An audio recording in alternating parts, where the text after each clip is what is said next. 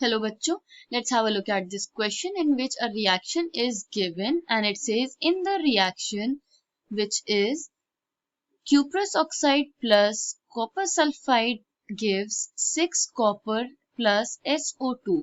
The oxidant is dash and the reductant is dash. तो एक redox reaction हमें provided है जिसमें से हमें oxidant and reductant को identify करना है. The key concept is oxidant and reductant. तो oxidant and reductant समझ लेते हैं क्या होता है. Let us start with oxidants. तो oxidants are the species or reactants in a redox reaction which oxidizes other reactant or species present in a redox reaction by accepting electrons. तो oxidant जो species होते हैं वो electrons को accept करते हैं जिससे दूसरे जो स्पीशीज होते हैं उन्हें ऑक्सीडाइज करते हैं. बट सिंस ये खुद इलेक्ट्रॉन एक्सेप्ट करते हैं तो ऑक्सीडेंट इटसेल्फ गेट रेड्यूस्ड. तो ये खुद रेड्यूस हो जाते हैं बट दूसरे रिएक्टेंट्स को ऑक्सीडाइज करते हैं. इन्हें हम ऑक्सीडाइजिंग एजेंट्स भी बोलते हैं. इसी तरह अगर हम रिडक्टेंट समझें तो रिडक्टेंट आर द स्पीशी और reactant which reduces other reactant or species present in the redox reaction by losing electrons. तो reductants इलेक्ट्रॉन को लूज करते हैं and hence reductant itself get oxidized. Because removal of electron is oxidation process, तो ये खुद oxidise हो जाते हैं बट दूसरे रिएक्टेंट को रिड्यूस कर देते हैं. इस इंफॉर्मेशन के बेसिस पे हम जो रिएक्शन हमें प्रोवाइडेड है हम उसमें देखते हैं कि कौन सा ऑक्सीडेंट है और कौन सा रिडक्टेंट है. Cu2O plus Cu2S to give 6Cu plus SO2.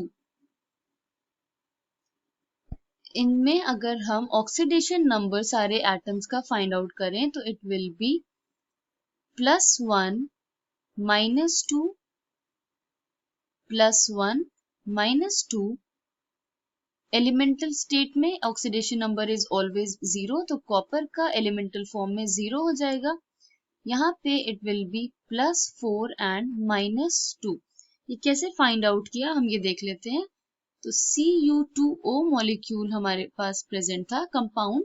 तो इसमें हमें कॉपर का फाइंड आउट करना था तो we will take 2 copper atoms into X. ये इसका ऑक्सीडेशन नंबर हम एज्यूम कर रहे हैं. सम लेंगे -2 because oxygen generally -2 oxidation state में आकर करता है जब वो ज्यादा इलेक्ट्रोनेगेटिव एटम होता है. 0 से इक्वेट करेंगे क्योंकि ये एक न्यूट्रल स्पीशी है. तो this will give 2x -2 equals to 0, 2x equals to +2 और x is equal to 2/2 जिससे हमें x की वैल्यू मिल गई +1. तो ऐसे ही हम दूसरे कंपाउंड्स में भी फाइंड आउट करेंगे.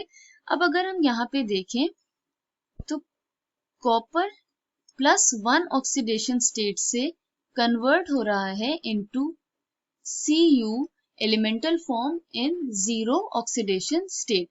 +1 से 0 में जाने का क्या मतलब है. It means it is adding on 1 negative charge जिससे -1 रिड्यूस होके 0 में फॉर्म हो रहा है. तो यहाँ पे प्लस हो नेगेटिव चार्ज हो रहा है. तो यहाँ पे दोनों कॉपर जो दोनों कंपाउंड्स हैं उसमें कॉपर +1 ऑक्सीडेशन स्टेट में ही प्रेजेंट है तो दोनों में एडिशन ऑफ इलेक्ट्रॉन हो रहा है.